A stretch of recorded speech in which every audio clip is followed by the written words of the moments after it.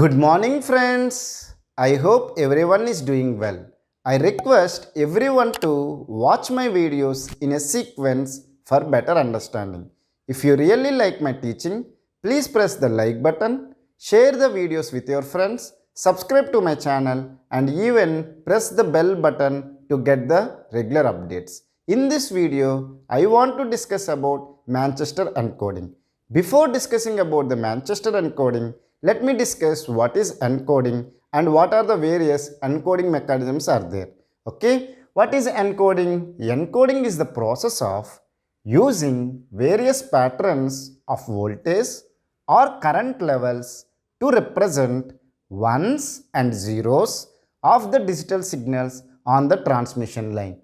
Usually if you see that computer networks it talks about the transmission of data between the two devices. Am I right or wrong? So devices will understand the concepts with respect to the digitals. Any data in the device or a computer device we will represent in terms of ones and zeros. But when we are transferring the data using a medium, we have to represent using the analogs. So we will represent them using a voltage patterns or current levels. So what is the various encoding mechanisms are? One is unipolar, polar, bipolar, Manchester encoding mechanism and differential Manchester encoding. And even we have some other techniques also, but let me discuss about Manchester encoding in this video. Okay, so what is the Manchester encoding? We have to represent ones and zeros in the current levels or various patterns of voltage. Now, this Manchester encoding can be represented using two ways. One is J.E. Thomas representation and another one is IEEE 802.3 representation. So, Manchester encoding can be represented or discussed in two ways. One is J.E. Thomas has given one representation and IEEE 802.3 which is nothing but Ethernet. Ethernet standard has one more representation. So, that's why if someone is asking Manchester encoding, you should first ask him whether you want the representation in terms of J.E. Thomas or with respect to the Ethernet. If someone is asking Ethernet concept, then they are asking the Manchester encoding, then you have to discuss about the IEEE 802.3 representation. First, let me discuss about the J.E. Thomas representation, then we will go for IEEE 802.3 representation. So, let's take that J.E. Thomas. If I want to represent 1 or if I want to represent 0, I have to represent in 2 bits intervals. Is it clear? Meaning is that 1 will be represented as 1 and 0, whereas 0 will be represented as 0, 1. Meaning is that if you want to represent 1, it will be represented as 1 and 0. Then you can ask me, sir, what is this 1 and 0? How it will be represented? Let's take that this is 1. And this is 0. If you want to represent 1 according to the J.E. Thomas, then it is 1 is nothing but high. Then you have to go to the low. So this is the J.E. Thomas representation for representing 1. If you want to represent 0, then how you will represent is that again 1 and 0. It is what? 0 then 1. So you first represent 0, then represent 1. So that's what if you see that while representing 1, I have taken 2 bit intervals. First 0, then 1 and there is a transition between 0 and 1. So this is J.E. Thomas representation. When it comes to IEEE 802.3 representation, it is reverse. Why it is reverse means? One meaning is that they have told that 1 can be represented as 0 and 1 2-bit interval. So, if I represent 1 according to IEEE 802.3, it is first I have to represent 0, then I have to represent 1. If I want to represent 0, 2-bit interval. So, first I have to represent 1, then I have to represent 0. So, it is 1 and 0. First I have to represent 1 and this is 0. So, if you see that both are different, here the 0 representation and 1 representation is same.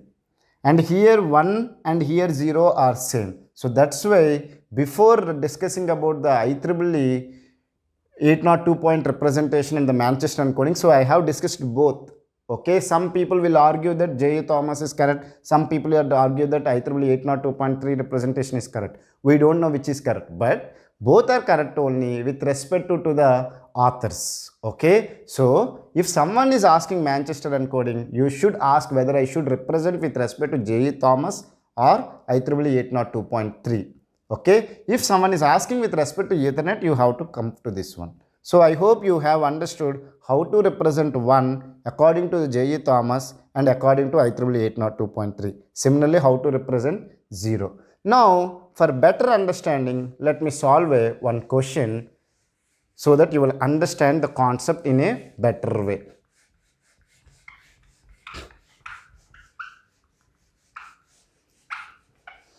Sorry for...